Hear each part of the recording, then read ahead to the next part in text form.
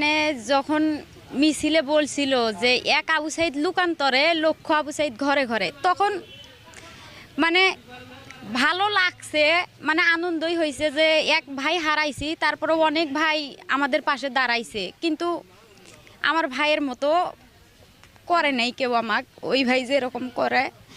ভাইয়ের কথা মনে হলেই ব্যথা লাগে, আনন্দও আছে এর মাঝে, কিন্তু ব্যথাটা আমার সারা জীবন থাকবে যতদিন আমি থাকবো।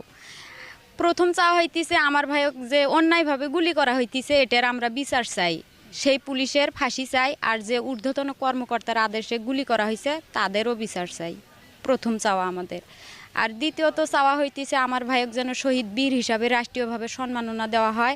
16ই জুলাইকে যেন প্রতি বছরের শোক দিবস হিসাবে পালন করা হয়, শহীদ দিবস হিসাবে।